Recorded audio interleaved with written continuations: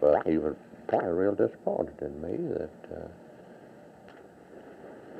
Coach Durden, you were talking about that first game with Vanderbilt. Yes, and we needed some prestige. The young, unknown coaching staff, and before a roaring crowd of 15 or 16,000 people, we upset Vanderbilt. And Bill Wade, who was, as I've said, later to become the great quarterback of the Chicago Bears, and that gave the staff a little prestige. It gave us a little confidence, too, because I tell you, we were real shaky about things, this unknown coaching staff. We were confident, yet we needed to prove something to not only the Auburn people and the team and parents and the administration, but we needed to prove something to ourselves, Carl. And on that game, we really did. It didn't take you too many years before you had a national championship year, the 1957 team. Well, that's true, but some bowl games like, Texas Tech, and then a great win over a fine Baylor team, down in the Gator Bowl for our second visit, and our first victory over Georgia Tech in 1955, and then the start of 24 games without a loss. We had a tie with Tech. String started the latter part of the 56 season. 57, and a young left-hander. We had to dismiss our star fullback and our quarterback, and we took a third-string right halfback who was left-handed named Lloyd Nix, the doctor now up in Decatur, along with Tommy Lorino and Billy Atkins and Red Phillips from Ellick City and a host of other people, and did win a national championship. That's right. That first win over Georgia Tech, though, was a big one. It was a big one because, back in those days, and so many people in this day and time have a hard time realizing that Alabama-Auburn was not the very big game back in those days, but Auburn-Alabama rivalry laid dormant from 1907 up to 1948. And really, they had gone their separate ways, and we had gone our separate ways, and our big game was Tech and Georgia, particularly with Dodd. Dodd was unbeatable.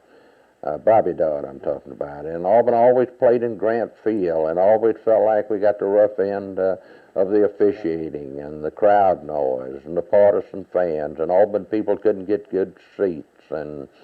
But just a raging battle, and Alabama had developed their very famous and still famous rivalry with Tennessee. So back in those years, it was beat Georgia Tech. It was not beat Alabama. And that things, let me be quick to say, have changed. Right. They really have changed. And Coach Bryant had a lot to do with changing all that, so let's give him credit. But anyway, the first win over Tech, we tried hard in 51, 52, 53, 54, our great team, we lost. I didn't think we'd ever beat Georgia Tech, but in 55, we got them cornered.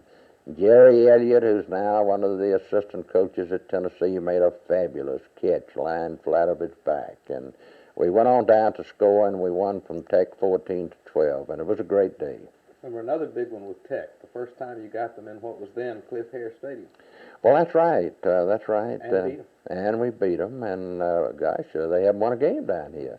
It's sort of reversal of Auburn going to Grant Field, and right at the moment, I will not say this in a positive manner, but I think that Auburn has now beaten Georgia Tech 7 or 8 times consecutively, and that's really something if you go back to the old days. Coach, during the Sullivan-Beasley years were big ones for you, the team, the fans, certainly exciting years, and Sullivan capped it by winning the Heisman Trophy. Did you give any serious thought to retirement at that time? I certainly did, and I'd like to pay my respects to Pat Sullivan and Terry Beasley and their teammates, and they were wonderful football players on that team, too numerous to name. Time won't permit, but the two standouts, the two All-Americans, Sullivan and Beasley, unique in this respect. Those two boys, Pat Sullivan and Terry Beasley, never missed a game their freshman year, sophomore, junior, and senior, all bowl games, with injury or for any other reason. Now, that's unusual because some of your superstars who are targets of the other players, I don't mean dirty, but I mean they get after them and hit them hard. go down with sprained ankles and backs or shoulders or knees or something, but not Terry Beasley or Pat Sullivan. They made it all the way, and that is about as outstanding as the football they played, the Heisman Trophy, the All-American honors, and the fine young people that they really are. But in the recognition that they and their teammates gave Auburn, I did consider retirement after the Sugar Bowl game with Oklahoma. And a lot of Auburn people have said that was a good time, the way Oklahoma beat us up. But Oklahoma had one of their greatest teams. And we could have gone to the Cotton Bowl that year and played a not-so-strong Texas team. But we decided we might as well take on Jack Dempsey and Tunney and Joe Lewis and everybody else. And I wouldn't take anything, and our boys wanted to go there, and that's the reason we went there. But anyway, yes, I gave consideration to retirement at that time. The family thought I ought to retire, the children and Evelyn. But again, in that spring, Jeff Beard decided to retire. And as a matter of fact, I was offered the athletic directorship at Auburn at that time. But then when I said, well, who will we move up from? And my staff and assistant coaches had done a magnificent, beautiful job. And days when I was sick and having operations, they kept things going and together. And I thought somebody should be moved up. Someone should be moved up. And I was told that no, if I became the athletic director, no one on the staff would be the head coach. Well, I backed off. And I don't deserve any credit for it. I think we're loyal to one another, head coach, staff. That's the way it has to be, and that's the way we won. And so then I decided to go on and coach. And I'm glad that I did, because I never would have known the Amazons, the country bumpkins, the untouchables, the plowboys who wasn't supposed to win anything, supposed to go 0-10. But Terry Henley and his crowd darn nigh won them all. They almost hit the jackpot and ended up winning from a great Colorado team down in the Gator Bowl, and I'm so proud I stayed to know them. Well, that had to be one of your finest seasons, your proudest seasons, to go into it not thinking, or the fans anyway, not thinking the team would do so well and then come out. Well, it certainly was, and of course the 73 season was just so-so, and a loss to Missouri, but then to bounce back, and I was real proud of the 74 team. It went down and we almost won a startling victory over Alabama, a 17-13 affair. And then to go down and win in such a beautiful manner from the University of Texas in the Gator Bowl, 24-3, had to be one of the exciting years, and a year when you win 10 ball games and lose 2. But then, of course, we come to the last one, and I'd hoped it would be great.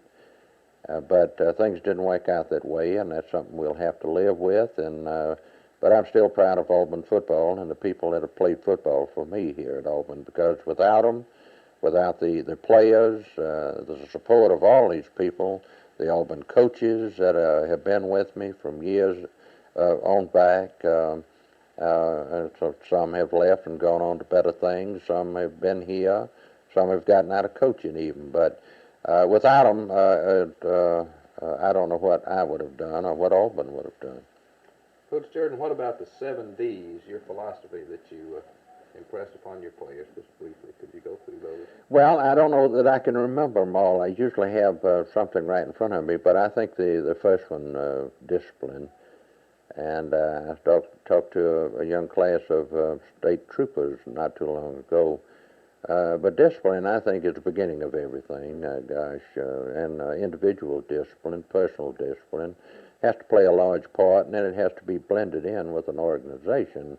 I've said to Auburn football players for many years about discipline, you have to accept it, you have to understand it, because I say to them, one of these days, one of you might be standing right here where I am as a head coach at Auburn, and if you haven't accepted discipline, if you can't get along with discipline, how are you going to so-called dish it out? Understand when to stop discipline, when to let up a little bit, when to keep pressing people, when to stop badgering people. You're not going to have the feel of it unless You can accept it yourself.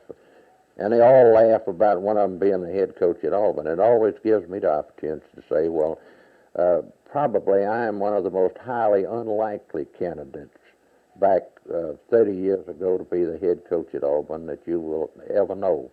No one ever figured I would be the head coach, and I didn't either. But here I am, and I'm glad that I was able to accept discipline.